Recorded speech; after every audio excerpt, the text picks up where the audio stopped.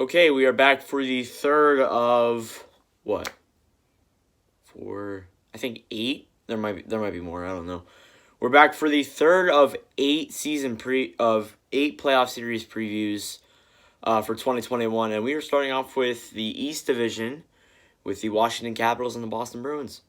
This series I am extremely excited for because throughout all of these games that these teams have played, it has been very rough. It's been full of fights.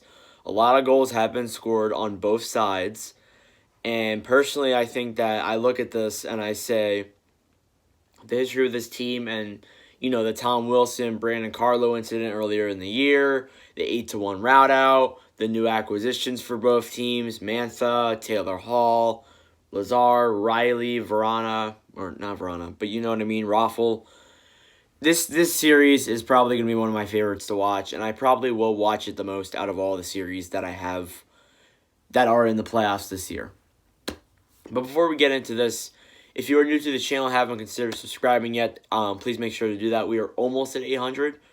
We are currently, at the time of recording this video, 13 away. We could very well make it by the end of next week or the beginning of next week, depending on how good the rest of the week treats me and YouTube and my videos. So if you'd like to subscribe, that would mean a lot. And if you don't want to subscribe, that's cool. At least to watch the video, give me some more revenue.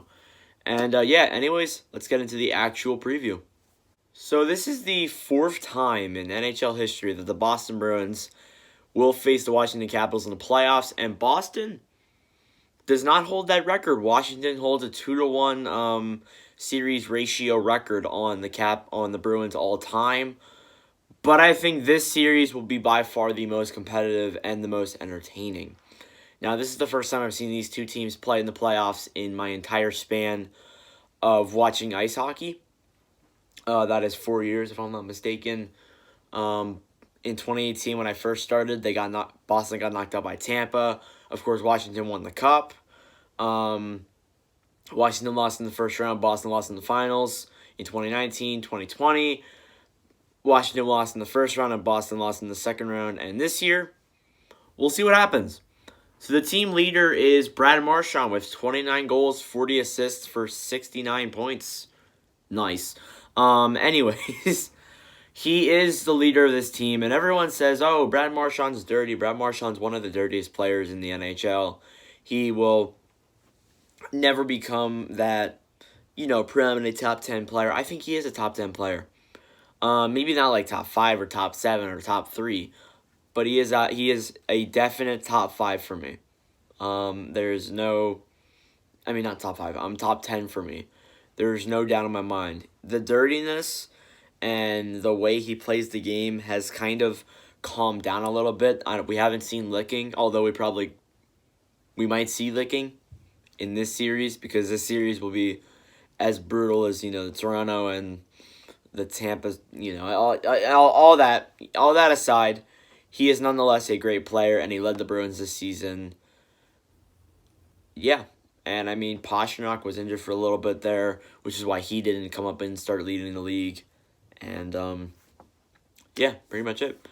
Your goalie statistics, Swayman actually leads the goals against average with 1.44, but I also put Tuukka Rask in here as well with 2.28. Because, to be honest with you, I don't know who will start. I want to say that maybe Swayman will play in the playoffs a little bit, but I want to say that Rask will play in the playoffs. I really don't know, to be brutally honest with you. I think that Rask will likely start the playoffs, but I don't know. Swayman's been playing pretty well. And rookies starting in the playoffs, you don't see that often, but you know what? Look at Ken Dryden. Sometimes it works. Although Ken Dryden was way before my lifetime. And my dad's. But yeah, I think Rask should start. I wouldn't be surprised if Swayman starts, though. And nonetheless, I like Swayman. I think he's really taken over that backup job, and we could see Yaroslav Halak either retiring or going to another team this offseason. I don't see him staying in Boston, which kind of sucks because I really liked him.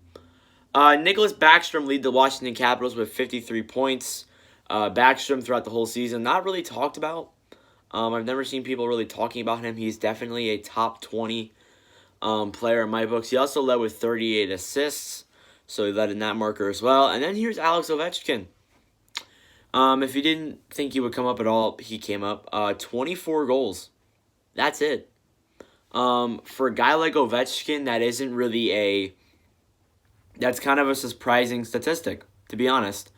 That is the first time in his entire career that he's finished under 30 goals. In his entire career. From his rookie season in like 2005 up to 2021. I'm not kidding. That is a very, very, very insane statistic, and I'm surprised that he didn't get that much this season.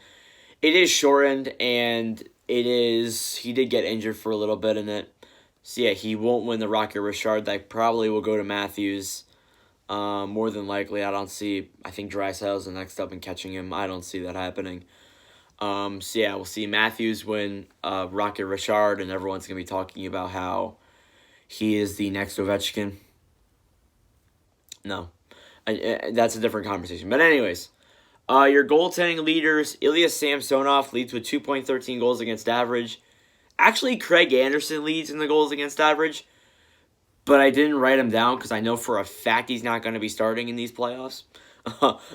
Imagine the Caps like 2 days before game time were like, yep, we're putting in former Ottawa Senators goalie Craig Anderson in net to lead us to a Stanley Cup run. That's actually kind of funny. But I wouldn't be surprised if Vanacek starts too. Because Vanacek has been a very solid backup goalie. And he hasn't really gotten that much conversation for the Calder. But he definitely should. He should at least get a little bit of conversation.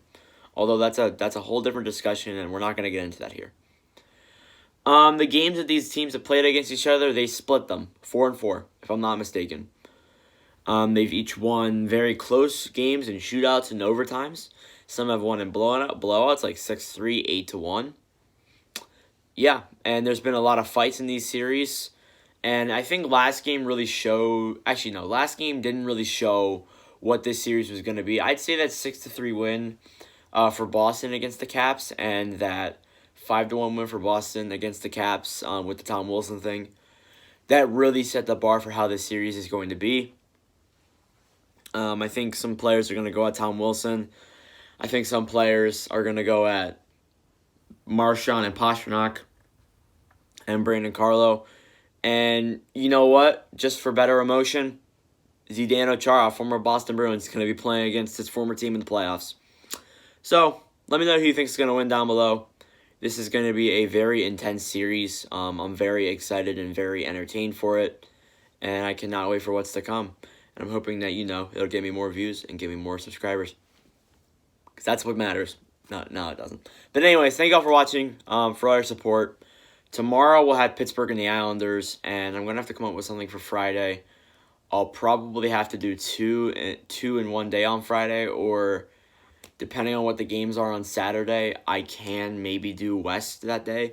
I don't know, though. Tomorrow's going to be very tough for me because I don't have this time in the morning the next couple days, so it's going to be pretty tough. But anyways, we'll work it out. Thank y'all for watching and for all your support, and I will see you guys in the next video.